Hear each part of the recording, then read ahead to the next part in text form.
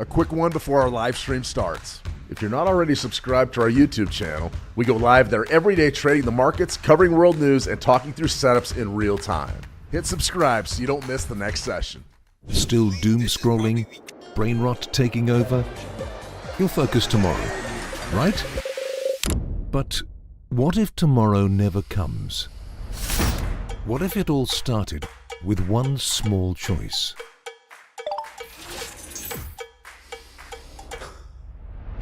The world won't wait for you. Opportunity is moving right now. One decision is all it takes to shift your momentum. Fuel your mind and watch possibilities open up. Small wins stack up, focus sharpens, growth begins. Everything changes the moment you focus. Lock in and make the switch today. Bring your ambition into focus. Trade with switch markets. Are you still trading everything manually? More traders are moving to automation, running strategies 24/7, removing emotion, and staying consistent. Now with Switch Markets, you've got the tools to build and run your own automated trading systems, so your strategy delivers even when you're asleep. Meet Switch Markets, a broker for ambitious people who want to trade the financial markets. You mean that I can trade things like Forex, stocks, even gold with you? Yes, you can even trade the coffee bean market with us. What about digital currencies? Can I trade them too? Absolutely. Maybe now's your time to get in. Oh, and are you regulated? Yes, we are. And how easy is it to deposit and withdraw? Will you charge me any fees? It's easy. Deposit and withdraw instantly. Nice and simple. And unlike that guy, we won't grab any fees from you. Do you have a low spread trading account? We certainly do. Pick from our zero commission or our low spreads account. It's up to you. Okay then, what makes you so different from every other broker out there? Our 5-star rated real human customer support and our perks package worth thousands. No other broker can beat it. So, who did you say you were again? Switch to success. Trade with Switch Markets. Getting started in trading shouldn't be complicated. You can open an account, get set up, and be ready to go pretty quickly. Now, if you've been thinking about it, take a look. Click the link in the description below. You can even start with a free demo account. In trading, like climbing, the hardest step is to pause, hold, and trust your position. Ambition pulls you forward. Focus keeps you steady. Together, they take you higher. Bring your ambition into focus. Switch Markets.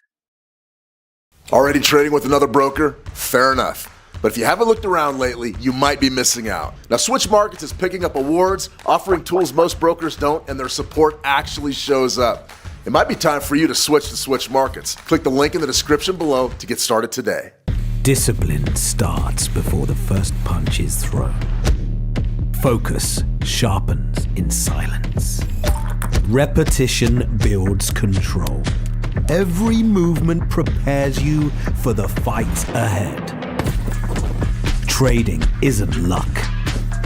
It's preparation. It's grit. Your fight is won long before the bell even rings. Champions trade with Switch Markets. It's time to bring your ambition into focus. Are you still with the same broker? Now, there are better options out there. There's more tools, better support, and a platform built for traders. It's time that you demand more from your broker. Take a look at Switch Markets.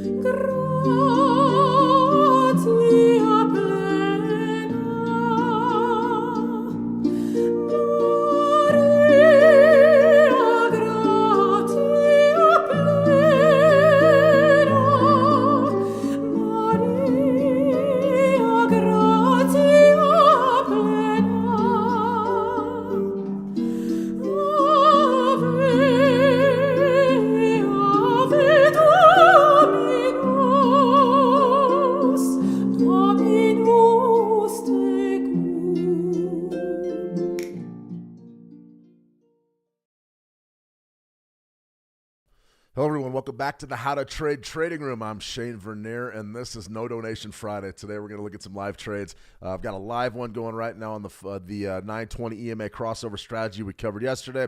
We're going to look at some 15-minute orbs, sort of a whipsaw, choppy day, but it looks like maybe we got that bullish break after potentially barely missing out on a fake out to the downside on the orb strategy. And also, we've got our 9 EMA locked and loaded and ready to go. Let's go ahead and just pull this one up real quick as we're executing or looking to execute. You can see we've sort of already missed the big move here. We had a dramatic move in WTI coming to the bear, and we've also got a pretty good one coming, 1 minute chart on this Brent crude. Unfortunately, we just missed it because I was too busy talking. I probably should have came live about a minute earlier, 2 minutes early, so we could execute this trade. But as you can see right now, crude oil is definitely on the move. We've come to expect this out of crude. Guaranteed somebody just said something somewhere about the Iran war. So let's go on over to our news cycle and see what exactly is being said.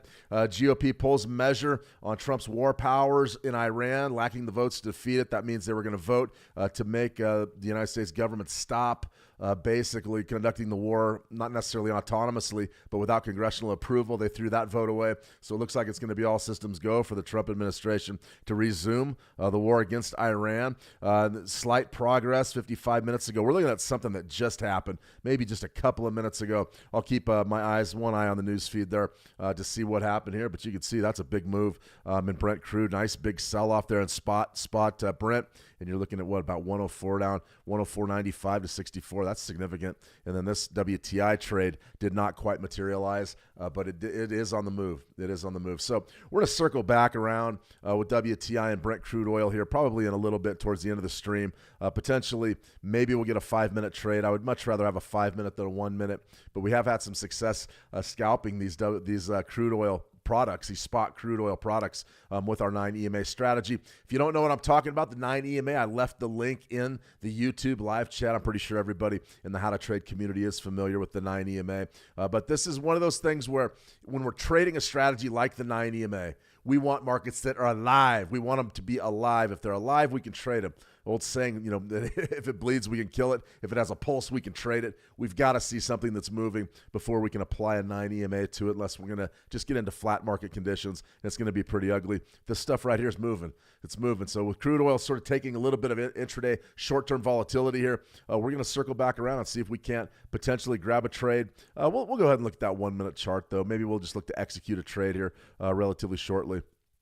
We'll wait and monitor it and see exactly what's going on. So good to see everybody out there in YouTube land. Let me see Bobby Bob. Good to see you, Bobby. Welcome. Jason Max and yo Shane. Yo Jason, how you doing?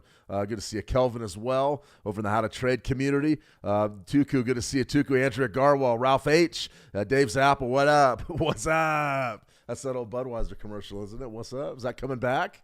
I hope that's coming back. I enjoy that one. All right, let's go ahead and take a look at the 920 EMA. We covered this in our live workshop yesterday. If you did show up and enjoy it, I actually got a lot of great feedback on that. A lot of you enjoyed it and dropped me a line, so I do appreciate that. The 920 is a solid strategy. It's one of those that I really enjoy. This would be a trade that we sort of, I don't know if we touched on it yesterday. I believe this signal was probably already in play. Yeah, it was. But right now, we got in right at about entry.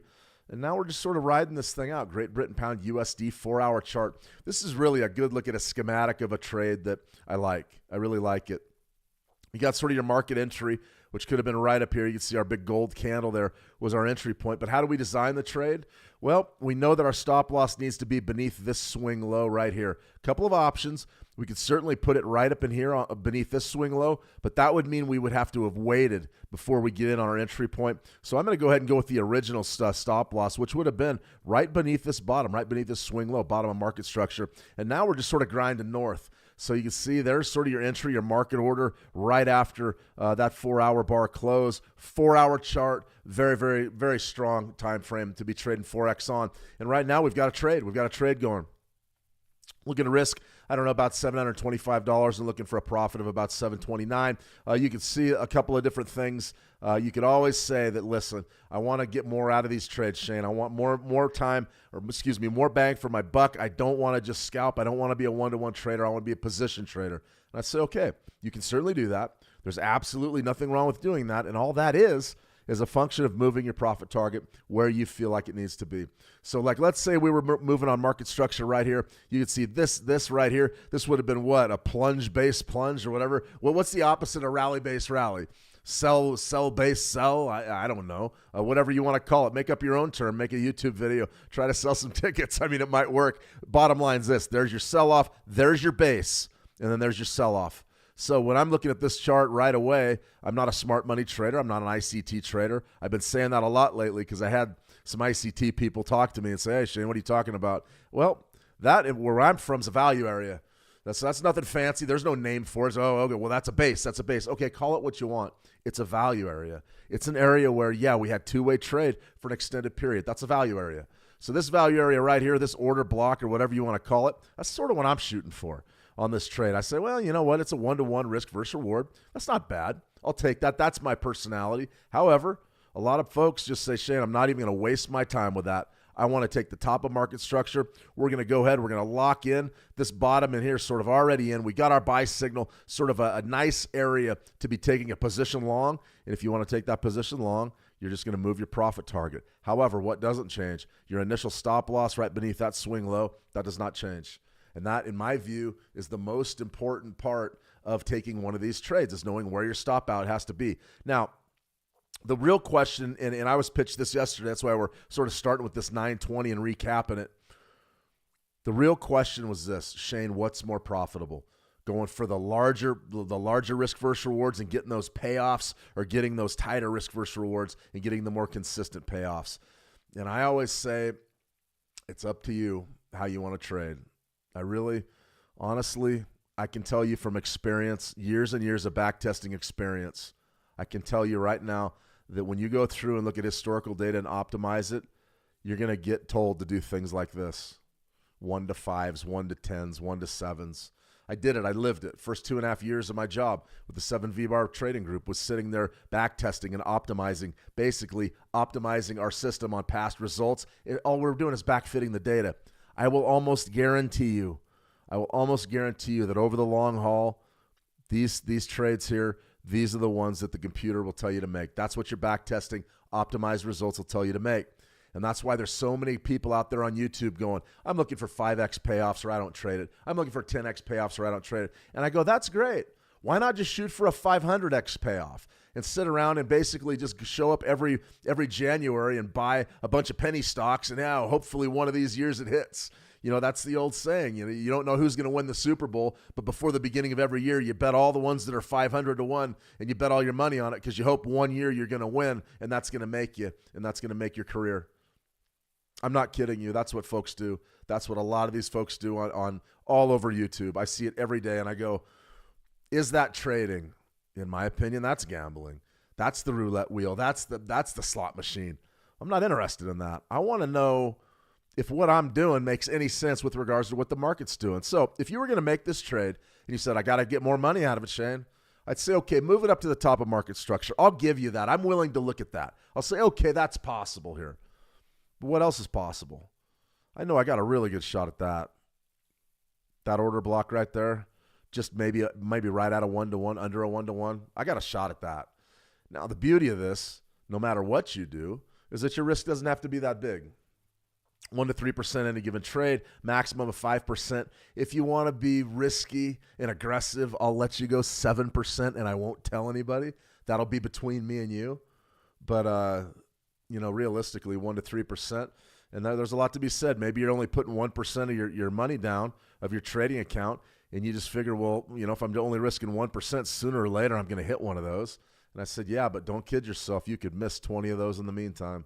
It is possible. So I got that question yesterday. I felt like it was a good place to start our stream and talk about that trade management and what it is to truly be dialed into a strategy and a system that can pay you off potentially over the long run. It's trade management, it's risk management, it's being able to dial yourself in and optimize your opportunity at success given your resources, given your aptitude, your capital resources, and also your strategic initiative. That's essentially all trading is. That's all it's about. You trade. Think about what a trade is. What do we do when we trade? We give away something to get something back in return. That's all it is. So if you want a shot at the big money, go for it. If you want a shot at smaller money but more consistently, similar to what I like to do, then go for it. It's all up to you. It really is. Let me see, Bobby Bob, No Donation Friday. Yeah, we're going to talk a little bit about No Donation Friday. Fortunate Wilson, that's just fire across the board. Fortunate, good to see you. Welcome.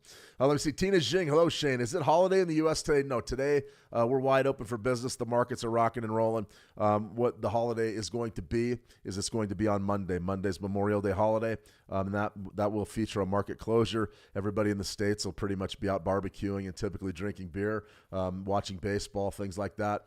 So, yeah, you're going to have a Monday holiday. Forex will be open. Crypto will be open, but your U.S. equities going to be modest. And there may be a little bit of action in the commodity markets, but Monday's a no-fly zone. It would be a no-trade day. Today, panning out to be a pretty good trade day. We're going to look at some orbs here in a second. That's for sure. Luffy Lucky, good to see. Hello. Say the name.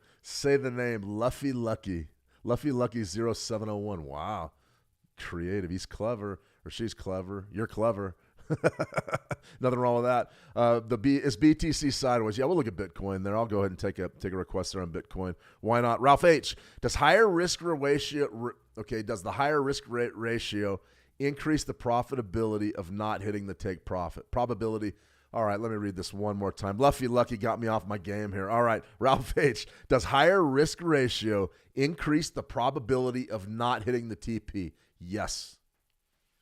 100%. 100%. The further that you're looking to grab a move, probably the less chance you have of not getting your stop loss hit. Now, here's the other thing that's working against you, especially the Forex pair, Ralph.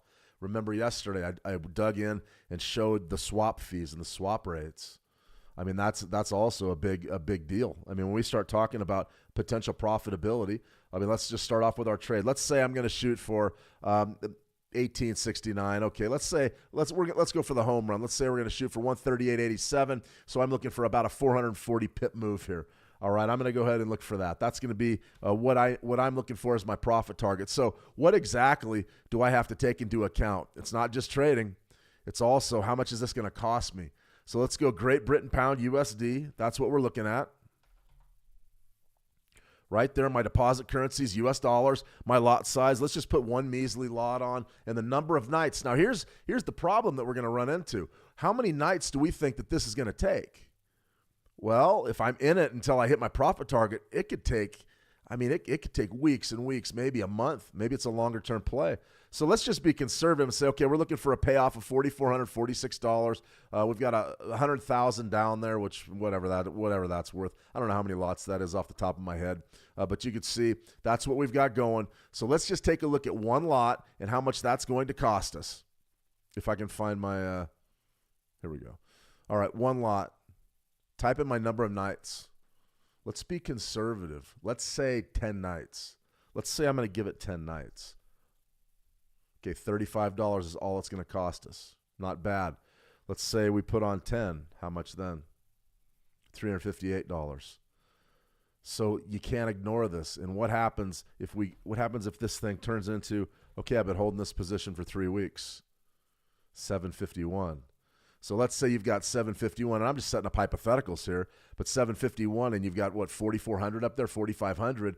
You've got to knock that 751 off of there and say, okay, I'm only going to make 3,800 on there. What does that do to the percentages I need to be a break-even or a profitable trader? It's going to hurt me. It's another cost. That means you're probably going to have to win one, maybe two more of these trades at the end of the year to cover those swap fees. So while I don't disagree that it's a good idea to shoot for the moon sometimes. It really is. I have no problem with that. What I have a problem with personally is the systemic risk, being exposed to the entire market and the entire system for weeks and weeks at a time. That could be really problematic. Now, that being said, it could take us 7 nights to get here. It could take us a day to get there. We don't know. Right there, that's my sweet spot. It's going to be that order block on this trade. We'll wait and see exactly how it pans out. All right, we had a question on Bitcoin. Let's go ahead and cover Bitcoin, and then we'll sort of dive in to our orb strategy setups. Interesting day to be trading the orb.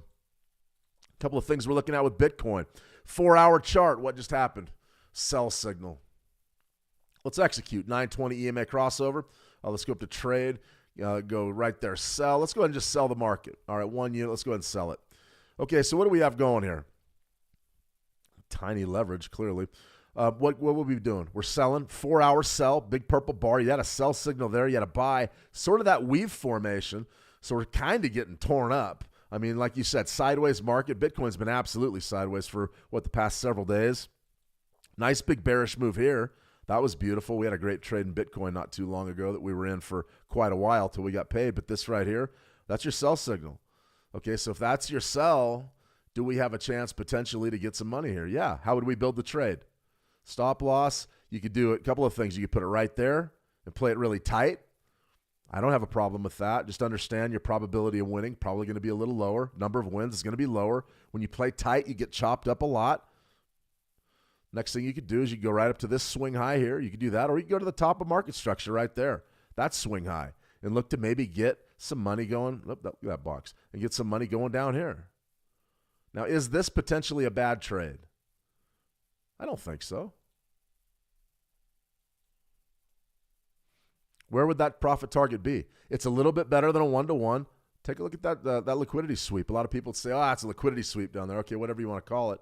Take a look at that low. That low right down there's what, 74.9, 74.912. Where is that? That's right above 75. Yeah, I kind of like this trade now. I'm saying, do we rotate down and test 75? Why not? Is it a pretty good short, 4-hour chart? I have no problem with 4-hour charts in Bitcoin. None at all. So if you were looking at a 920 EMA crossover, looking to cash in on a bearish move in Bitcoin, that's a structured way to do it. It really is a structured way to do it. That's for sure. Something to think about there. Let's see. So to answer your question, Leffy Lucky, is Bitcoin sideways? Yeah, it's sideways, but we do have a sell signal there. You can see the trade sort of going against us right now, but we can go ahead and let that one simmer. You're only looking for about, $1,700 to sell to the bear. Not horrible. Dave's Apple. With the Bitcoin trader, you're not too concerned about the RSI. Well, here's the thing, Dave. Essentially what we're doing on a 4-hour chart is we're using the 9 and the 20 as sort of our filters. So our 20 EMA, the first thing I would look at here is I'd say, okay, what exactly is going on? Pretty good sell-off from right up here around 81. This thing came right down. There was your crossover. So there was potentially your bid signal. All right, that thing lost. Then you had a sell signal. All right, did that one lose? That sell didn't really lose. And now you've got another sell setting up. So the first thing I would say is when we're looking, okay, RSI, of course, that's going to be right around the 50-yard line, the 50, between the 70 and the 30, right in the middle. Why? Because the market's flat. So if you want to play it this way, it's a breakout. You're playing essentially a breakout of this range. I don't hate it. I don't hate it because it is with the broader trend. To answer your question, on a 4-hour time frame, I view the 20 as being our filter. The time frame's long enough to where we don't need to get into the minutia of a 1-minute chart or a 5-minute chart or a 3-minute or whatever you want to trade. The 4 hours giving us big enough ranges, and the time frame in itself, the idea is that it's going to eliminate a lot of the false crossovers.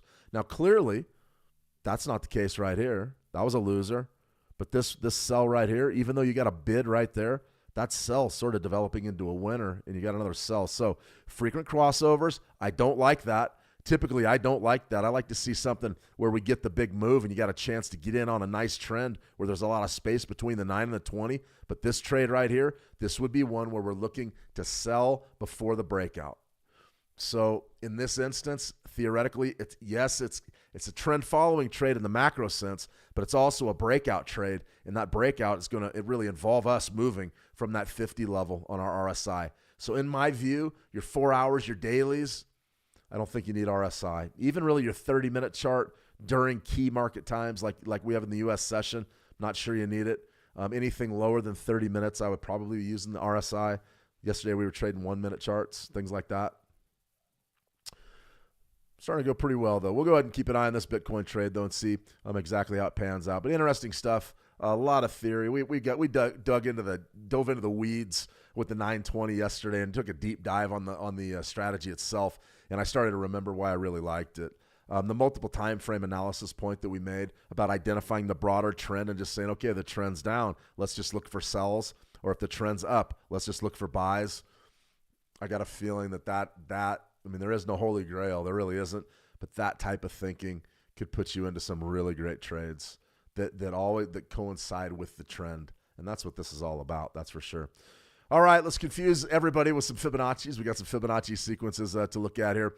You can see right there. I'm really liking this level. This 116 zone has been very stubborn for the Euro USD. The low right there, 115.76. We've since bounced up. We're back up above 116. And when I take a look at a chart like this, and I take a look at, okay, what should I be doing? What should I be thinking as a strategist, as a trader? Well, the first thing I should be thinking of is, okay, what's there? Well, 116's there. Well, we've traded it before, though, Shane. That doesn't mean anything. You're right, it doesn't. But the bidders have defended it this time down. And now this definitely is turning out to be our inflection point. So let's go down to a daily chart. There shouldn't be any questions about how important that 116 level is now. Nailed it once, twice, 3, 4. The game is on at 116. Okay, that's an area of two-way action. That's where the bidders and the sellers are slugging it out. And one of them's going to win and one of them's going to lose. That's the way markets work. That's the process of price discovery. We match buyers with sellers. When one of them gets dominance, price moves. That's it. Buys, sells, more buys than sells. What, price rises? More sells than buys? Price goes down. It's easy. That's what price discovery is. We're seeing price discovery in a value area develop right around 116. Now, do we go lower or higher from here? I genuinely don't know. I don't know that. If you were holding longs, I wouldn't hate it. I wouldn't hate it because you do have sort of that nice little rounded bottom setting up right beneath the 116 level, something like that. That's pretty good stuff down there. Now, that's going to really be your hot zone going into next week's trade. So the idea is going to be real simple, is if this market does break beneath 116 and takes out this weekly low, which is going to be right down there at 115.76, that's when you're probably going to get the extension down there to 115.29, 115 and a quarter. Now, one thing that I do want to point out as an observation is this wave count is a weekly wave count. It's really tight. I mean, look at the area between 38% and 50%, 116.93 to 45, 145 to 1, it's about what, roughly 45 something, 40 pips, somewhere in that zone. Really, that's tight. 62% to 78%. You probably could play a breakout beneath this level if we break beneath last week's low and look to sell and maybe ride that down to 115.30. More than likely, 162% gives way. It's going to give away. And when it does, we're not just moving a little bit, we're moving a lot of bit. And that's absolutely, absolutely huge. So watching that closely. As far as our Iran war, I'm still looking for headlines. Let's see. I'm not seeing anything. I mean, okay, slight progress. Live updates. Rubio says slight progress in Iran peace talks, but rejects Strait of Hormuz deal. I mean, that's the whole thing. Pakistan Army chief lands in Tehran. U.S. cites some progress. Okay, so that was about 7 minutes ago. So if we're going to go ahead and take a look at our crude oil trade 7 minutes ago, that's a little bit more than 7, but that right there could be a sign of optimism. But right now crude oil's rallying. Now it's got back all those losses we saw earlier on that 1 minute. Now it's just taken off. Yeah, this is just really tricky stuff. These news days are just, they're for somebody probably smarter than me. That's for sure. They're tough to trade. So if you're trading crude oil, just watch what you're doing. That's for sure. All right, I did promise to talk about the opening range breakout strategy. Sort of Dolesville today. Let's go ahead and get in there and take a look at it. So we're looking at the 2-bar orb. It's sort of this is our NAS 100 or US 100 CFD. That's sort of the one we're going to look at here for the NASDAQ. But right there, opening bell, ding, ding. You'll notice that with a CFD, the volumes are never really great. Tick volumes, but they don't really show you the big bumps. You're going to have to just look on your clock. For me, that'll be 7:30 a.m. Eastern, 7:30 a.m. Mountain Time, 9:30 a.m. Eastern. And what you have right there is bar number 1 and bar number 2. There's our range. We haven't broke out of it just yet. Sort of a fake out down here and then a reversal. This trade has not gone active yet, so I would be probably scrapping that orb. I don't know that I would be taking it going into the U.S. close on a Friday. I think that could be problematic. U.S. 30, a little bit different type of a structure here. You've got sort of there's your high, opening bell, ding, ding, high. And then this is one of those. The second bar trades completely inside the first. And then we run down here. So here's really a good teachable moment. You did get the bar closed beneath your opening range. Now, I would say that trade right there is really close to that bottom. So it's hard to know if the bottom of this has acted as support just yet. So if you wanted to pass on that trade, you could. However, sometimes those are the best trades where you get the timing and when they're right there. I would chalk this up more than likely as a loser. Something like that would have been probably what you're looking for. Maybe a little bit bigger on your range, but something like that. This would have been a loser, more than likely. Because you had, if you're short there, I mean, it just goes against you, and then it rotates up. Probably would have stopped you out right there, and then rotated back down into the range. So these trades, these long trades towards the end would be irrelevant. Remember, the key with an orb is you're only taking one loss. You're only trading one side of the orb. As soon as it breaks, it breaks. This is tough, though. I'm not going to lie to you. That is very, very close. If you wanted to hesitate and pass on that, there's nothing wrong with that. There's nothing wrong with passing on that trade, not just because it was a loser. Now, I understand I'm going to get a lot of heat. Well, you're playing both sides, Shane. If it would have won, you'd have said, no, I mean, the orb is what it is. I mean, it's a strategy. It's a way to approach the market. Odds are, no lying, I probably would have taken it. I probably would have taken it. I would have said 15-minute chart. My risk isn't that big. All right, let's do it. Let's get after it and let's do it. Because realistically, what are you really looking at for your loss? Your loss, your stop loss is right up there. What is it? Let's just say we set it at 50, 77, 13, something like that. And we're getting short down here at 55, 143. So what is that? About 170 pips. 170 pips, something like that. Maybe you're playing for $1 a pip, $2 a pip. It's only $170 or $350 trade. I mean, just you take the trade. If it doesn't work, it doesn't work. But that one right there, I would probably say it's a loser. I would. It's close, though. I mean, I like to see them close a little bit further down, further out. Now, if you went, took the 50% rule, you might have been able to make a few bucks on this US 30 trade, something like this. Maybe you're selling 50%. You get a little bit of rotation there, but all in all, just an ugly day for the US 30. Even though you're up about 420 points, it's not really because of the U.S. session. So something to think about there if you're trading the U.S. 30 day. S&P 500, real similar type of a situation. There's your close. More than likely, you'd be in big trouble here with your short. Your short would have been right there. Stop loss could have been right here, somewhere in that zone. Profit target's got to be down in there somewhere to make it worth your time, at least a 1-to-1. So if that is the case, you're deep underwater in this trade. Choppy day. Choppy day, no question about it. So there's a couple of ways that you can avoid trades like this. Now, we always favor the 15-minute orb strategy because people love the 15-minute orb. They want the shortest time frame. The 15 minutes about as short as I'll go and even really entertain the orb strategy, opening range breakout. But here, 738, that's more my speed. 30-minute chart. Sure, the risk is bigger. The range is typically are bigger, but that can keep you out of that noise. It really can keep you out of that noise. So something to think about for sure. Let me see. I got a question here. Dave's Apple. How do you draw that red and green trading box? Yeah, it's just over there in the tools, and what you're looking for there is a long position or a short position. So in this case, if we were going to get a long position going potentially towards the end of the day, you'd be doing something like this. That gives you your risk versus reward, and you can dial it like you go. TradingView's pretty good. They got everything in this. I honestly, I don't even do it justice for figuring out all the features, but you could definitely dial in risk and entry prices and everything. It's got everything you could ever want to do, and this just builds trades. This just gives you a good look at what the trades are.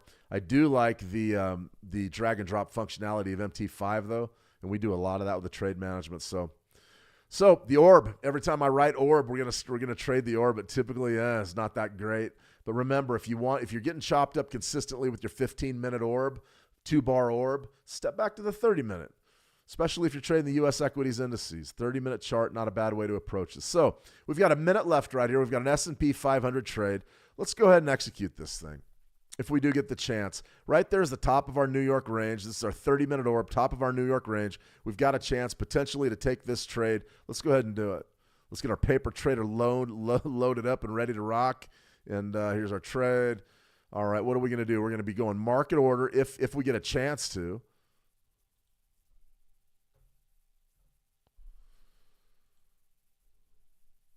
$34 seconds. What are we looking for? We're looking for a bullish close outside above this. We want to see it close above that New York high right there. Now, we've made it a fresh New York high, New York session high, but that right there, that's your opening bell high. Okay, now I'm starting to feel it.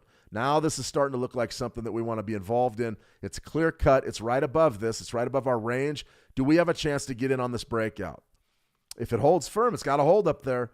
9, 8, 7, 6, 5, 4, 3, 2, 1. All right, send them. Okay, we sent them. We bought the market. Where are we at? Did we get filled? Sometimes this simulator's a bit slow. Did we get our fill? Sometime today, guys. All right, so there we are.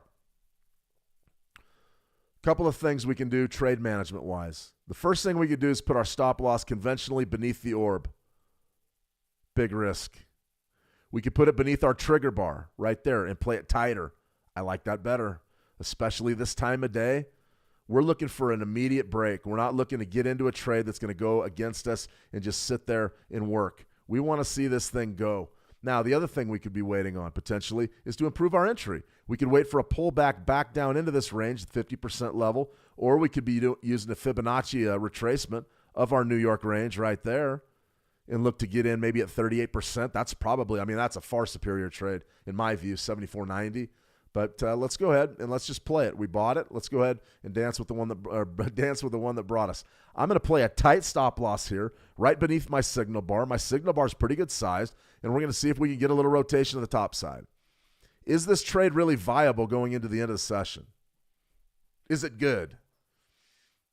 Friday going into Memorial Day weekend. You're looking at about 2.5 hours left in the U.S. trading session.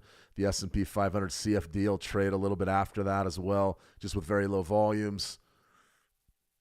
I think that you've got an opportunity here potentially to get chewed up to death just because of the timing. I don't know about playing late day orbs on a Friday. Tuesday, Wednesday, Thursday, yeah, do it. Go for it. Go for it. Even if you have to hold through the market close and with these CFDs, you don't have to pay an added margin fee. It's not like a futures contract, but something like this, we're betting the market's going to get up from right now until the close. Does it?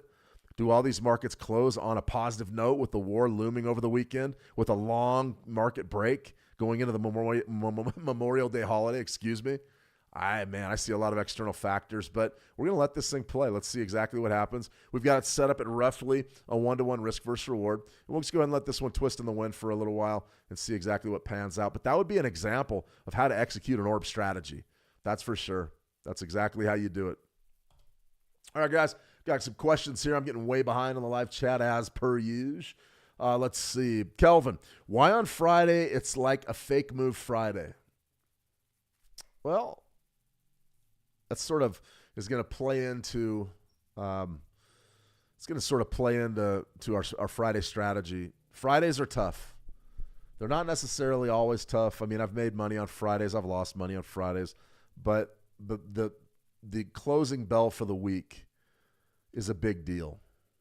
All right, let's get that straight. It's a big deal. And the reason why it's a big deal is because there's a lot of folks that are managing their portfolios, a lot of day traders, a lot of swing traders at the end of the week. They're getting out of positions. They're maybe entering positions. Institutions, probably not as much. Options, as big as options contracts and options trading have become, those end-of-the-week options that are expiring, that's going to bring a little bit of action to your markets just because of the way that the hedgers want to unwind some of their positions with relation to their options holdings. That's hard. I'm not even going to get into that because it can be difficult, but it is a factor. It can make things choppy. But for me, the things that make Friday's trade choppy is that looming market closure. We know that the end of the week's coming. And do we want to hold anything over the weekend?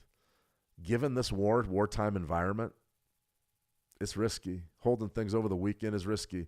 No two ways about it. In my view, I believe that's why there's incredible chop. And the other thing's your news cycle. I'm watching, we're talking here and we're going over the charts and I'm watching right out of the corner of my eye. Rubio says slight progress in Iran peace deal. Pakistan army chief arrives in Tehran amid mediation efforts to end war. So if the Pakistan army chief is in Tehran, does that mean that the Trump administration is going to resume bombing this weekend. Congress did not vote to limit the war resolution, war powers, so basically they're green lit to start hostilities again whenever they want. How do you unpack all of that going into the weekend break? That's why it's pretty choppy. That's for sure. All right, we got another question, then we're going to go ahead and get to some of our fundamentals and see about maybe finding another trade potentially. Ralph H. Shane, is your trading strategy written on paper, on your computer, or do you keep it in your head? Well, a lot of these strategies that I do, the 920 stuff, the ORB stuff, that's, we've made the videos. That's pretty much all in my head. Those are tutorials. Those are jumping off points for you guys. My own personal strategy is something that I pretty much have. I have the guidelines written down. Hang on one second. Speaking of strategy right there, WTI buy. No, I don't want to depth the market. I want one-click trading. Buy it. Okay, so there's our bid. How do we want to trade this? Do we want to go really tight with this 1 minute scalp, something like that? I have no problem going tight like that. And then let's go. Let's take our profit target up and see if we can't get a little bit of price action right to there. All right, so to answer your question, Ralph, it's good. Typically, I've always got reminders. Let me see if I got a good example of one.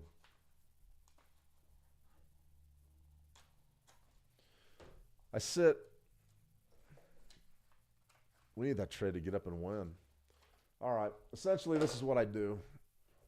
I got two of these right in front of me, two clipboards. I'm going to have my range numbers. I'm going to have my range numbers and key events written out and the timing of how the trading day should unfold in front of me. That's what I do. I look there, I sit there and I look and I say, okay, I've got big time range numbers. Like let's say, just for example, I've got range numbers at 116 for the Euro USD. I've got 115.50 or something for the Great Britain pound. And then over here, I'm looking at 100 for WTI crude. I'm looking at 4,500 for gold. And I've got my key numbers written in front of me. And then we're looking at how's the day going to unfold. Are there any big news events? Is somebody talking? Is there going to be an economic release during my trading? And I have those, and then I have my proprietary range numbers. I don't have any examples of those in front of me right now, but I also typically have my range numbers right there. So I'm looking at my range numbers. I'm looking at my key levels. I'm trying to figure out which levels are going to converge. And then I've got my timing written out of how my trading day is going to look. And then I'm just sitting here writing down trades, making notes about what I see during the day. Honestly, in the next room over there, I have reams and reams of just handwritten scribble notes that I've made over the years. That potentially all mean something. And I review them at the end of the day. And then at the end of the day, we take a look at the performance, and then we put it to bed. We put that day to bed. Playing real tight here. Look at that. We're already out of that. Boom, already out. This one right here, we're going to get wiped out too, looks like. But essentially, that's the trading day, Ralph. The idea that it needs to be in front of me at all times. Yeah, I'm a big fan. Two losers. That's why you play these tight. Big fan, absolutely a big fan of having everything as organized as you could possibly get it in your mind. And a lot of that has to do with your timing, what your levels are going to be, and really what markets I'm focused on. So if we're in just a normal trading day for right this minute, I'm looking at WTI crude, I'm looking at gold, I'm looking at the E-mini S&P 500, and I'm looking at the Euro FX futures. So I've got all my levels out. I've got my timing and everything. So I know exactly what I'm looking at for a given session before I ever start trading. And then as I see things pop up during the day, I make the notes. And then we look at it at the end of the day and then turn the page to the next day. Most of the time with the key levels, you pretty much only have to focus on that a couple days a week. So like Monday, Tuesday, once our ranges and everything gets set up, then it's pretty easy. But I've got it written down right in front of me on paper. The trading strategy itself, not really.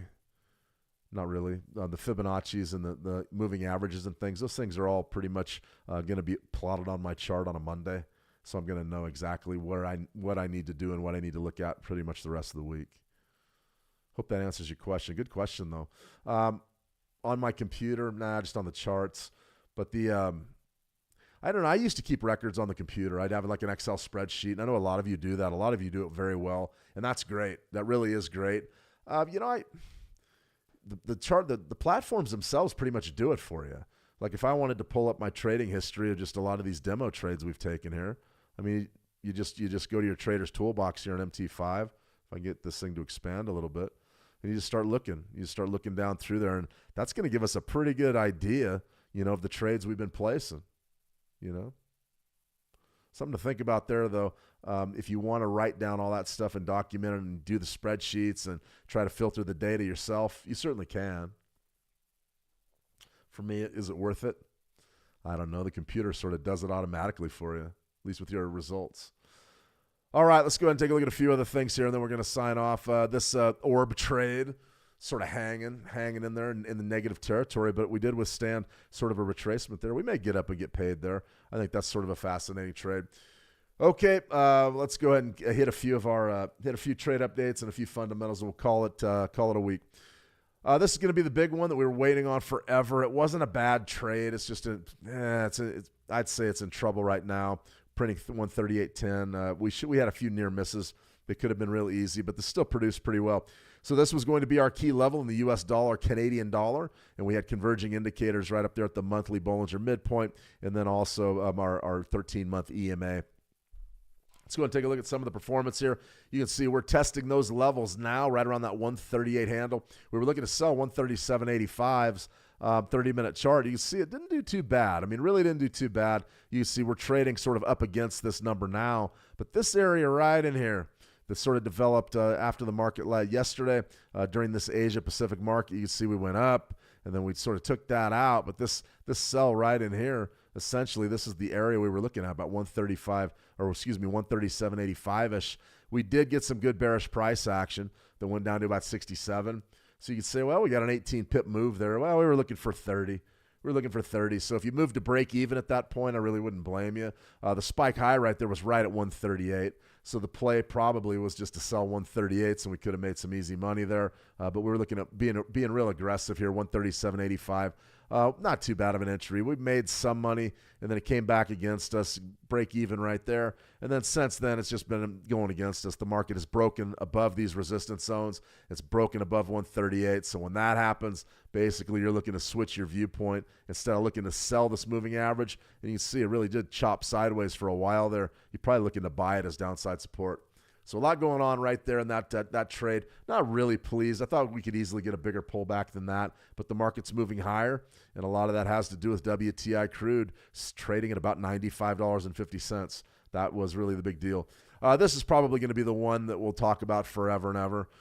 This is the one that's coming our way, 30,000. We're looking at 29,950 as being our key levels, and you'll see right here we're at 29,632. Natural resistance at 30,000. This is a big one. This is a big trade. The NASDAQ 100 is on a freight train with 30,000, no question about it. Remember, that's the CFD contract, so just your regular NASDAQ is right around 29,630, and we're looking at 29,950s. So I think we're going to get there relatively soon, and from that zone, from this area right up in here, we should get a pullback. I would love to get it today. I mean, if you could get it today, another 300 points, that'd be fantastic. I just don't know that we're going to get it unless some sort of piece of deal is announced. But you can see right here sort of our compression zone that's developed on the daily. I think we're going to move a little bit higher and get an opportunity to sell up there. Maybe not until Tuesday, though. Tuesday, I would be willing to bet Tuesday could be the day. It could be the day that 30,000 comes into play for the NASDAQ. I don't know if they're going to have a parade. I don't know if the NASDAQ, I imagine it's going to be an incredible press release. We know Trump's going to be out probably on the White House lawn spiking the football, just saying, oh, look at the growth. Look at the equities growth. Yeah, whatever.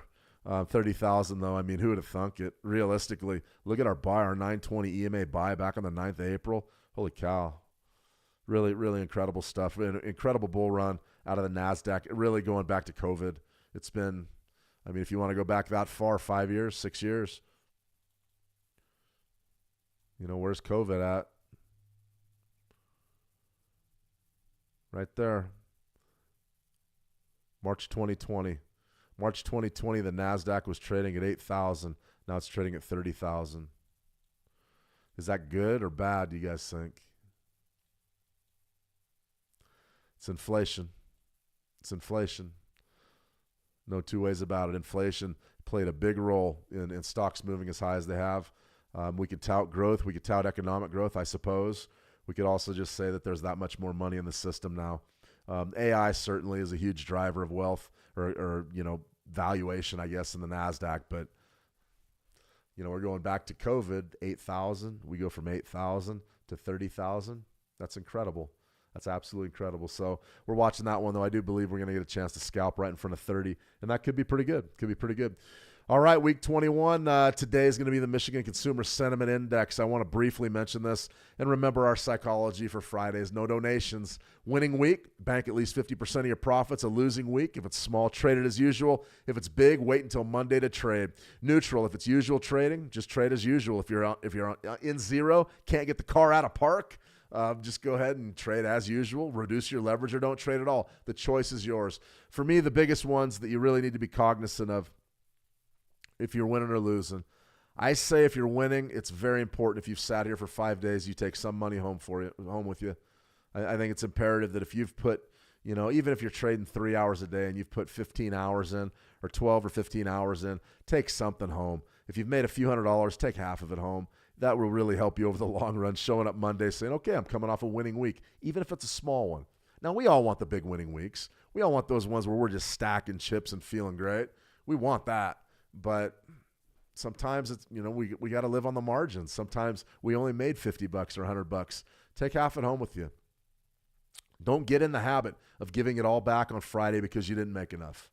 Don't think like that. It won't get you anywhere in the long run. Believe me.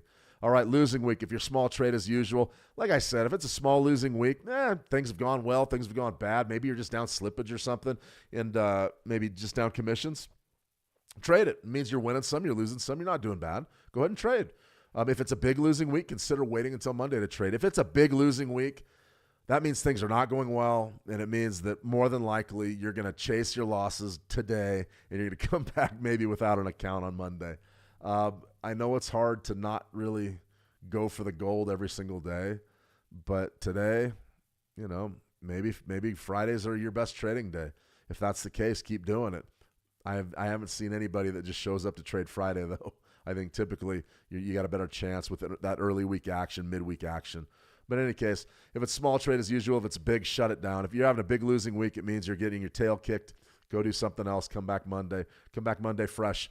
All right, neutral, usual trading. I'm a big fan of cutting my leverage if I'm neutral. I don't really, it's different. Believe me, it's different because if you're down a little bit, all right, if you're down a little bit, if your losing week is small, you trade as usual, that means you have a chance maybe to put up a big day.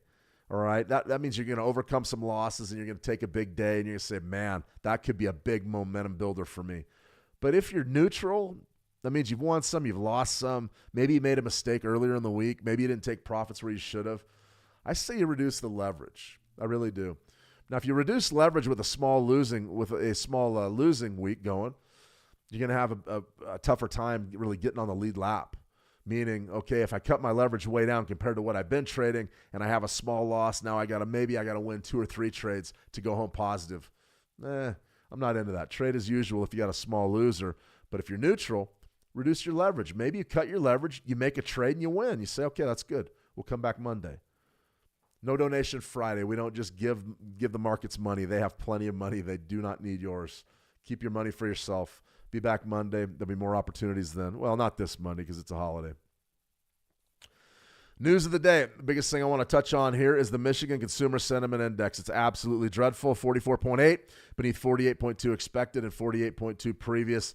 This is what it's all about. The University of Michigan's Consumer Sentiment Index plunged to a record low of 44.8 in May 2026, revised down from 48.2 and marking the 3rd straight monthly decline. Let me read that again. Plunged to a record low of 44.8. That's the 10-year chart for the Michigan Consumer Sentiment Index. Pre-COVID, I've made this point a lot over the years. Pre-COVID, life's pretty good. COVID, we make the comeback in 2021, the world's reopening. Everybody thinks, all right, that's over, we're good. And then what happens? Then the inflation starts to kick in and the interest rates start to go up. And now they stay up. Then we started to get into that rate cut cycle in here. Then we come in, and then what happens? Interest rates stay where they're at. We're getting destroyed. Sentiment's as low as it's ever been, according to the Consumer Sentiment Index. The beginning of any recession is consumer sentiment. The United States economy is built on consumption. You get consumption and demand, you boost production. That commerce all fuels economic growth. As soon as the commerce dies down, people lose confidence in the economy. Expectations dive. They don't spend money anymore. When they don't spend money, demand drops, production drops. There's no reason to meet the demand. Production goes down as well. Output shrinks, and you go into an economic contraction. Read something earlier today that the United States has a 40% chance of going into a recession this year. Is that possible? Very possible. Very, very possible. It's all about how long the Strait of Hormuz is closed and how long the Iran war goes. If it's over this weekend, you could see a recovery, probably a robust recovery by the end of June. If it goes through the end of June or maybe into July or August, it's going to be really ugly. Gas prices this summer here in the United States are going to be very, very high compared to where they've been. And that's going to be a major, major, major damper on economic growth. No question about it. All right, let's go ahead and see our ORB trade not doing very well, going against us. I sort of made the case of sort of a tough day to take an ORB, but that's how you would do it. I would cut this thing off right here just in case the wrong news item hits the board in the next 2 hours and we get the big reversal and then wipe out the low. Still in the trade, though. Still alive. Let's go to our Great Britain pound trade. We had a pound-dollar trade going. This one right here is starting to look a little bit better. This will be an interesting accumulation trade. We'll see exactly what happens in the coming days, and probably, that's not going to take a week, but this will probably take a couple days to pan out. So if you're going into Monday's trade thinking there's going to be a huge move, probably not. Probably not. Memorial Day holiday, U.S. liquidity providers will be out, so it's going to be a little bit slower. All right, everybody. That's going to be a wrap for me this week, and we'll be back here. Let me see. I've got the next 10 days from now, we'll have Welcome to June's Trade. That's going to be on, I believe, June 2nd. Will be our next live stream. I'm going to be out for a few days here, doing a little bit of traveling. Going to go see the world, places I've never been. Should be good. See some friends over there in Amsterdam. So it should be all right. A little bit of business. I won't be live streaming. So if you have any questions at all, be sure to drop them over at How to Trade. But I won't be able to answer those until I return to the office as well. So I'm pretty much going to be on hiatus or gone for a while. Big picture, what to expect. Biggest thing I would say is the Iran war is going to be everything. And we just don't know. I'm tired of saying it. I've said it so many times, and it just seems like every live streamer or every news outlet or every radio show or anything I listen to, the hosts just keep droning on and on and on and on and on about Iran, and there's not much to say about it anymore. The bottom line is this. The United States doesn't look like they can open the Strait of Hormuz militarily, or they don't want to try it. If they would have already done it. Or if they could have, they would have already done it. We're starting to see that there's a lot going on there to deter the United States from going full military, boots on the ground and things to reopen the Strait. And really what this is all about now is the Strait of Hormuz. It really is. Now, they can say nuclear weapons and uranium and enriched uranium and all that stuff, and all that's great. That's great political talking points, and we could talk nuclear bombs all day if you want, but from a big picture, the entirety of Iran's leverage are the missiles and the drones and the Strait of Hormuz being closed. That's how they can hold the rest of the world really accountable economically. So until the Strait's open, we're going to see this kind of trading. We're just going to be chopping sideways. Equities will be up, down, up, down, up, down, up, down. Energy's up, down, up, down, up, down, up, down. And that's pretty much going to be the name of the game. As far as, what can we expect in June after I get back? Well, we're going to be looking at Kevin Warsh. We're going to be doing FOMC Live. We're going to have Warsh's first presser. He was sworn in today by Trump. So that's going to be fascinating to see if we can get any rate cuts at all. I don't see how with fuel prices as high as they are and inflation as bad as it is. This chart says a lot. I mean, this says a lot right here. And I get my way back machine. I think, man, what was life like back then? And I remember what things cost, a lot less than what they do now. And I remember this area right in here with COVID, as do we all. And then really right in here, I said the inflation is going to be incredible out of what comes out of this. Rallied, boom, boom. And now look at where sentiment is. That's not good. And I know it's just a survey, but that's not good. Typically, when you have sentiment that low, you're going to see a change in political leadership. You're going to see changes. The people aren't not happy. They're not happy with a lot of things economically, but more along the lines of sort of a deep negativity on everything. And that's exactly what those numbers show us. So big picture, what does that mean for our trading? It means we got to start keeping an eye on the U.S. dollar. If we go into a recession, typically the dollar is going to be high. It's going to be strong. And the reason why is because they wouldn't have cut interest rates. And I don't know that that's going to happen this year. I could see Warsh just sort of standing pat until the end of the year. That's sort of my prediction. I'll go on the record. I think he's going to cut, but it's not going to be until December, somewhere in there. So that's sort of what I'm looking at. As far as the rest of our markets go, if you do see an escalation in the Iran war, we're going right to $110 crude oil. If it's a big escalation, boots on the ground, attacks on Karg Island, terrorist attacks in Western countries from Iran, proxies, then oil goes to 125 or 150. If that's the case, then we'll see a pullback in U.S. equities, at least for a while. Global equities will suffer. Things like the Nikkei will take it on the chin. But if that doesn't happen and we just sort of keep doing what we're doing, it looks like stocks are going to keep grinding higher. Probably inflation-based. That's what I would say.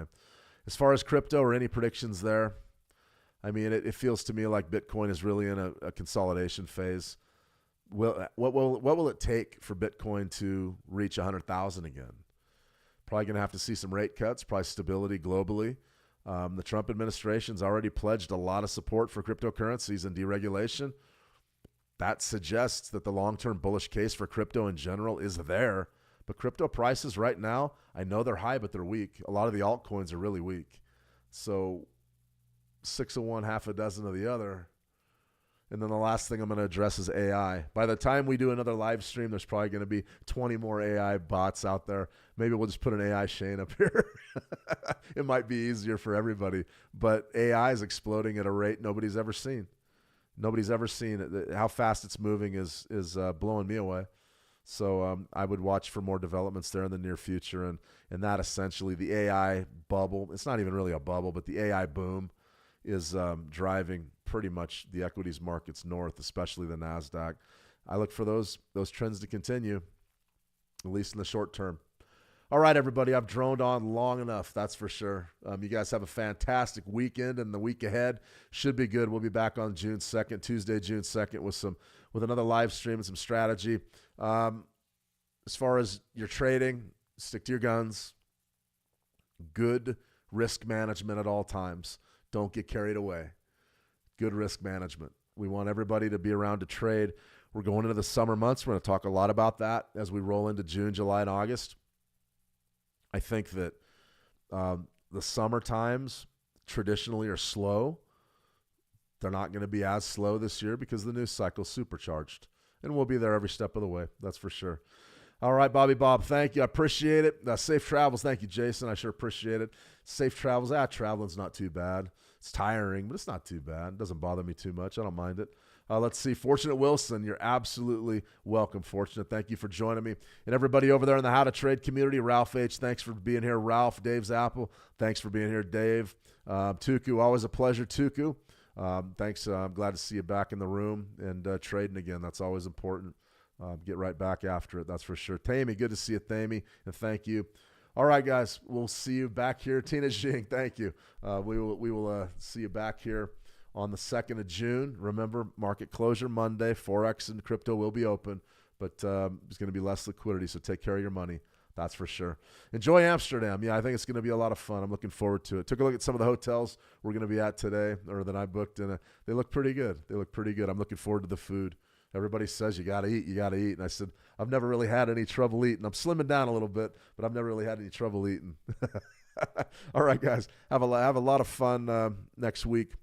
Take it easy. Watch yourself. And as always, trade the action well, and we'll talk soon. See you. A quick one before our live stream starts. If you're not already subscribed to our YouTube channel, we go live there every day trading the markets, covering world news, and talking through setups in real time. Hit subscribe so you don't miss the next session. Still doom scrolling? Brain rot taking over? You'll focus tomorrow, right? But what if tomorrow never comes? What if it all started with one small choice?